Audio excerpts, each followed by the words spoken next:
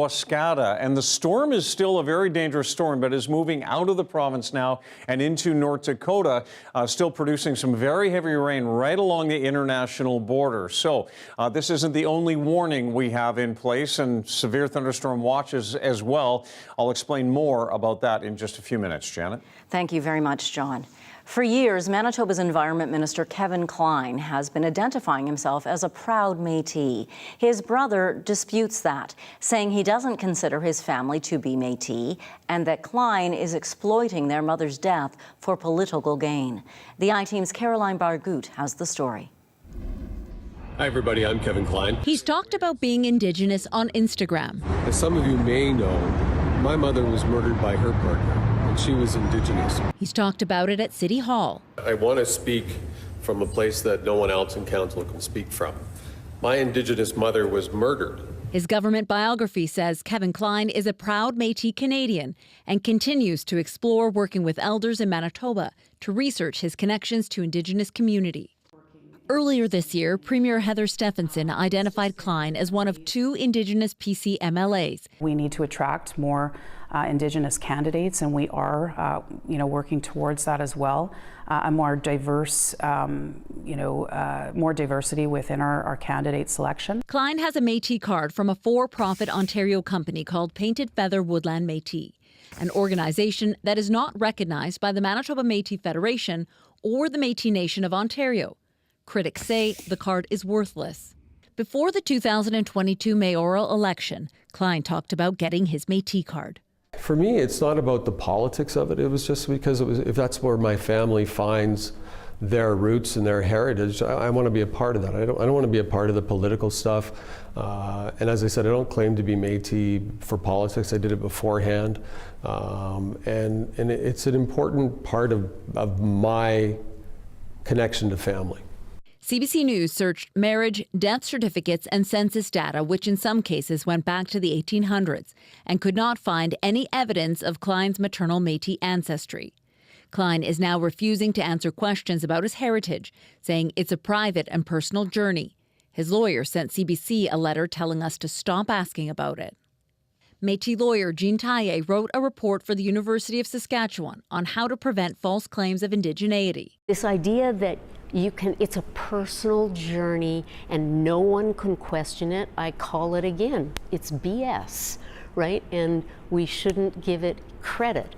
And so if he's on a personal journey for 6 to 8 years, trying to find an Indigenous identity somewhere, then personally, I think he should shut up about it until he figures it out.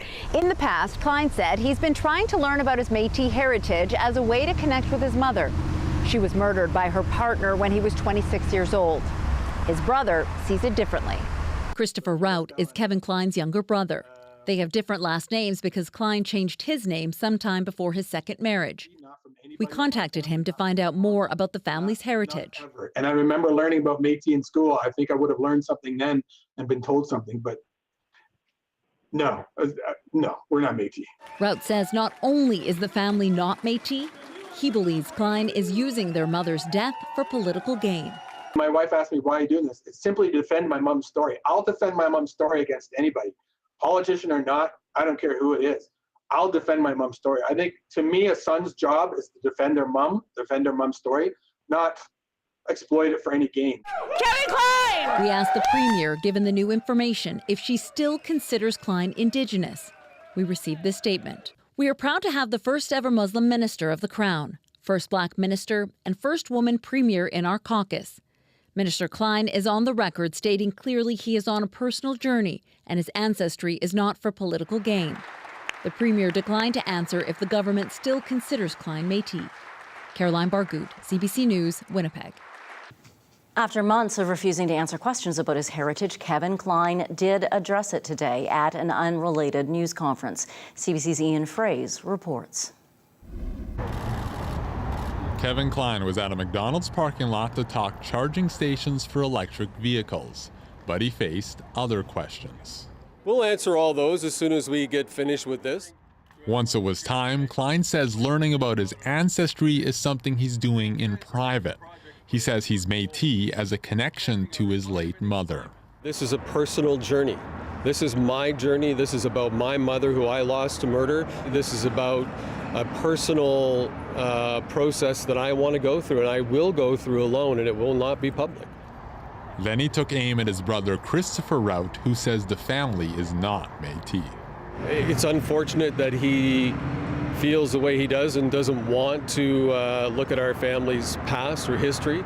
But Klein says another brother, Dwayne, is on his side. Klein read an email from him. No one knows the full history of my intimate family. I am not going into any detail because I strongly believe family members are just that, between family. That letter says Dwayne believes Klein has a Métis status card, but Dwayne offers no comment on whether their mother is Métis. As for the premier on Klein, we don't get into policing people's identity. I think I've said that already. When you get into the vetting process for candidates, we know that the NDP obviously allows people with criminal backgrounds and so I would question what their process is. the NDP argued Stephenson shouldn't take a hands-off approach to Klein's heritage. Well, I think we need to listen to the Manitoba Métis Federation on this one, because they're the folks that determine citizenship and Métis identity. And their words are clear. Klein says he belongs to the Painted Feather Woodland Métis, a group not recognized by the Manitoba Métis Federation and the Métis Nation of Ontario. Ian Fraze, CBC News, Winnipeg. Manitoba Liquor and Lotteries will lock out unionized employees at 7 liquor marts tomorrow. 6 stores in Winnipeg and 1 in South Brandon will be closed Tuesday. It's the latest move in an ongoing labor dispute. Job action began with a day-long walkout July 19th. 1,400 liquor workers with the Manitoba Government and General Employees Union have been without a contract since March of last year. They've been holding rotating walkouts.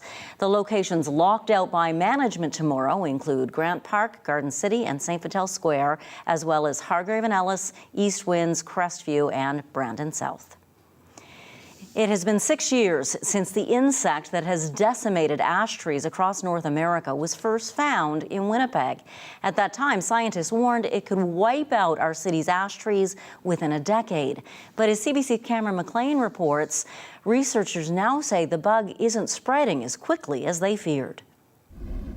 Yeah, a huge loss. Shirley Forsyth worries about the future of Winnipeg's ash trees. These ones on Kingston Crescent are more than 100 years old, and Forsyth says they have many benefits for the neighborhood. But all the reasons they're important for the environment, they're important for our health, they're important for our housing prices.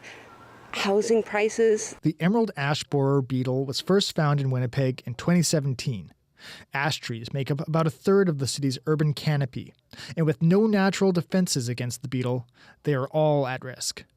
The city forester warned it would take tens of millions of dollars to remove infected trees and plant new ones. Since the bug was first discovered here on Cote Street in St. Boniface, the spread has been slower than initially feared. The city of Winnipeg has found the bug in 20 trees so far, all within a 5-kilometer radius of where they were first found. This raises the question, why? We just don't know yet what is the reasons behind what we foresee is probably a fairly slow kind of growth rate right now. The city immediately began removing infected trees and treating healthy ones with insecticide. Richard Westwood says that could have slowed the spread. Patrick Carty is a certified arborist and program coordinator with Trees Winnipeg. He says Winnipeg's climate could also be holding the beetle back. The beetle is native to Siberia, so it is used to colder temperatures, but there is research being done right now to determine whether our specific climate is slowing its impact. While the slow spread has bought the city time to protect trees on public property, most of Winnipeg's ashes are on private property. Forsyth wants the city to provide funding for property owners to protect their trees. They get a benefit from every tree, so maybe the city should ante up and pay for some of that benefit. In the meantime, the city has time to plant new species. Cameron McLean, CBC News, Winnipeg.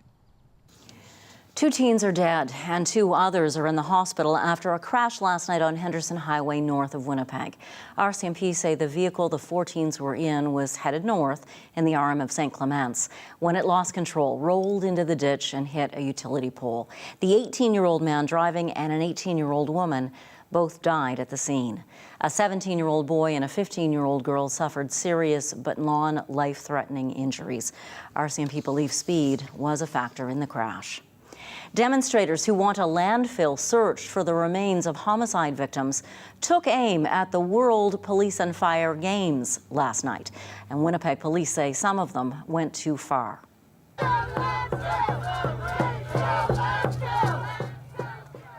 Police say protesters tried to push through the gates of the athletes' village at the Forks, telling athletes inside to go home. Police also say someone threw a brick through the windshield of a nearby cruiser.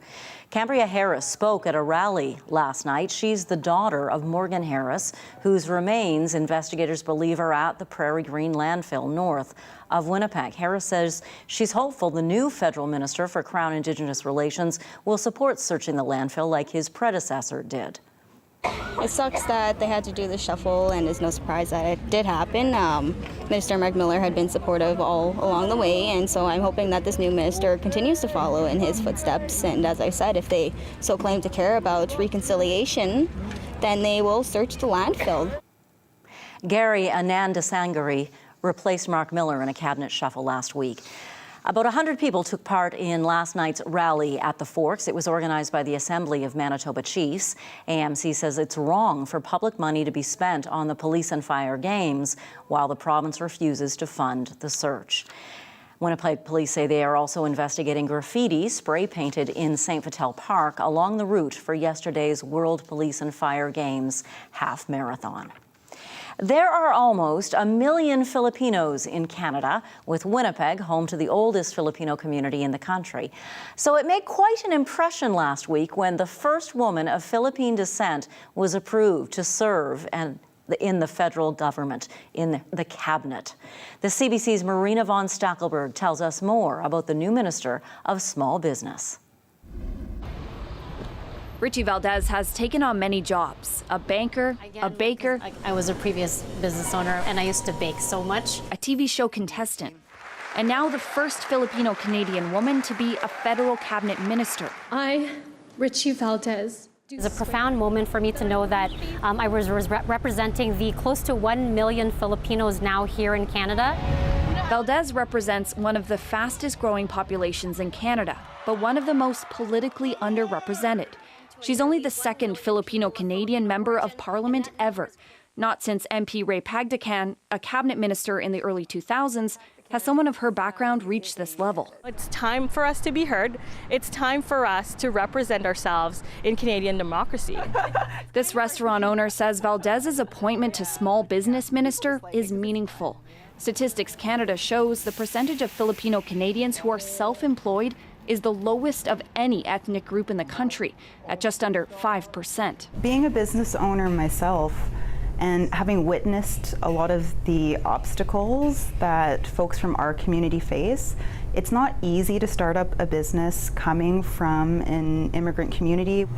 Oh, we got the crisp new menus on here. For Filipino Canadians, the pressure to have a stable income, in part to support family back home, makes entrepreneurship seem unreachable. And oftentimes, being able to take another huge risk after making the tremendous risk of moving halfway across the world into a new country is very challenging. While the Liberal government has brought in special programs to fund Black and Indigenous entrepreneurs, there's nothing similar for Filipino Canadians. My hope is that now that I am here, I'll be able to put forward my ideas and recommendations that can better further support the Filipino community. Valdez also hopes her story inspires others like her. Taking the risk is worth it, to be a business owner or even a cabinet minister. Marina von Stackelberg, CBC News, Ottawa.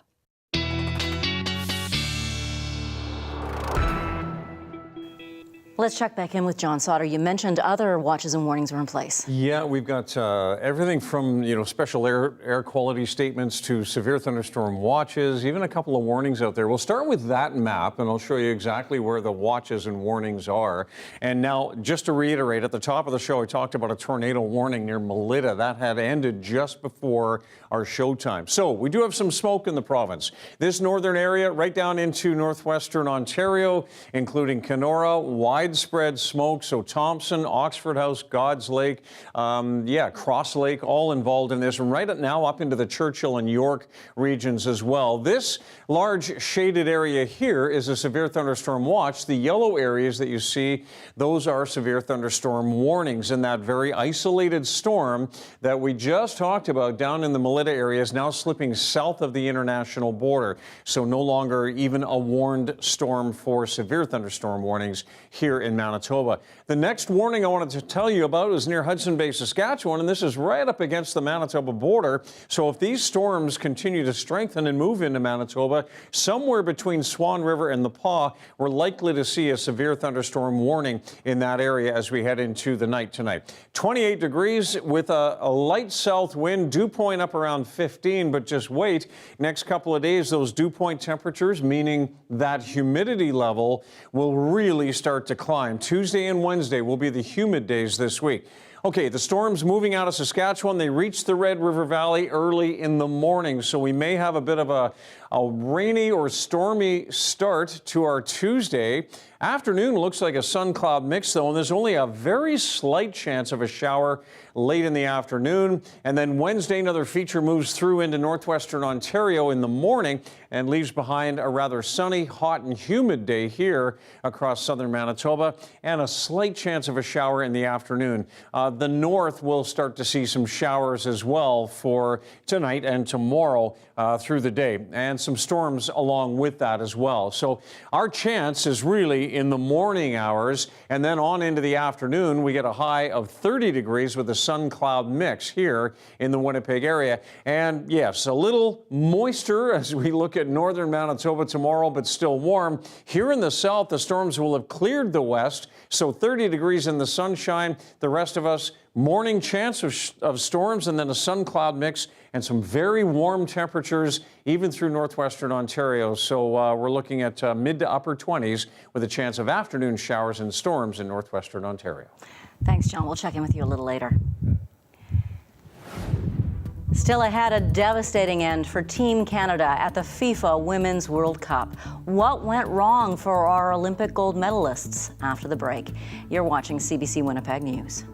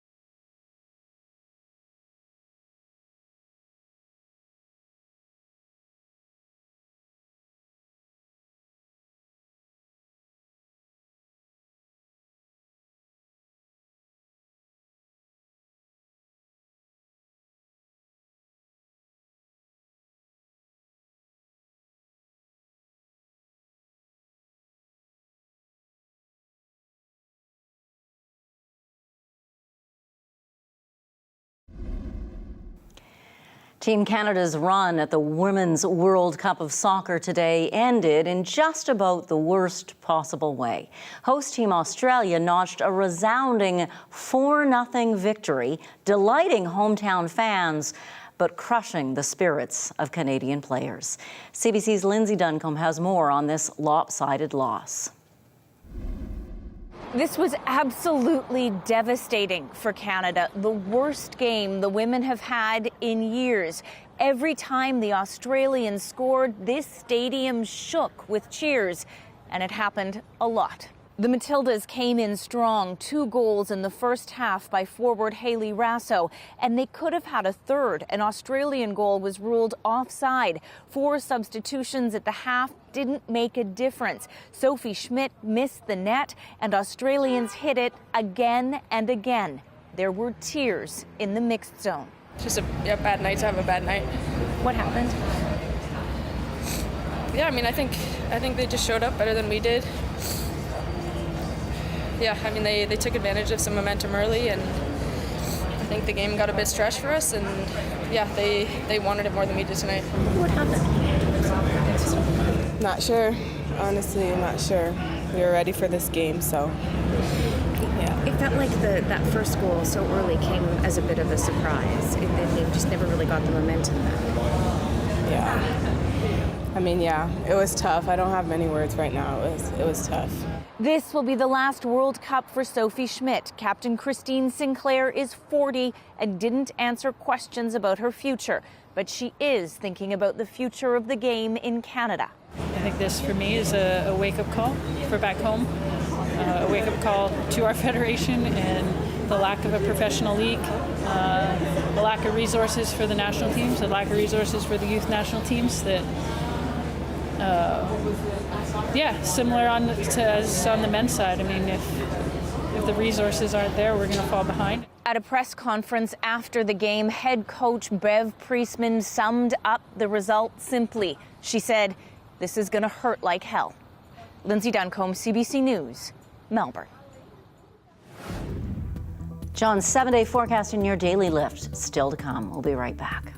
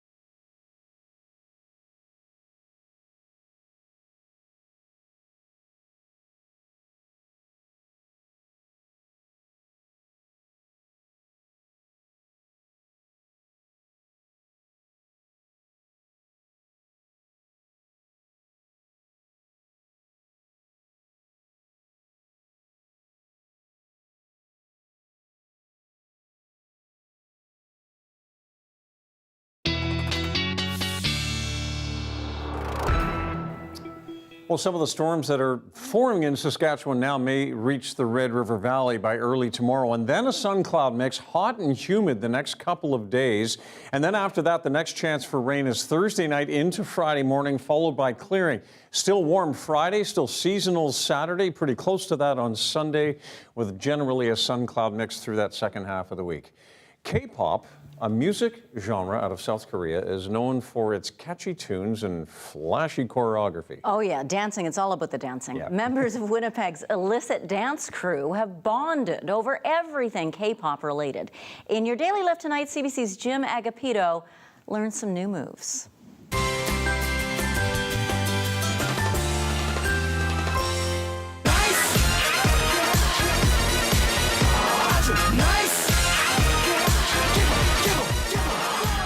So I'm with the illicit dance crew with Dana. Hi. Like, what is about K-pop and K-pop dancing? I know nothing about this. So I know you're laughing, but I don't. So I'm wondering, tell me about it. So K-pop, like anything, is a style of music originating in South Korea, and it's mostly like pop music. Some of it's like inspired with like perhaps dance hall beats. There are some groups who've used like Latin beats before. Very experimental. I think one thing that stands out in K-pop as a music compared to maybe like rock and roll or Latin is that all the artists know how to dance and sing, and doing that at the same time on a stage, live, on pitch, every single time is probably like the biggest challenge ever. So you're gonna take me through this, aren't you? I think so. Do you want to learn like a move perhaps? Well, maybe. I mean, I can learn a move and I want to see what you guys do. I mean, I'm very interested in learning that all. Yeah.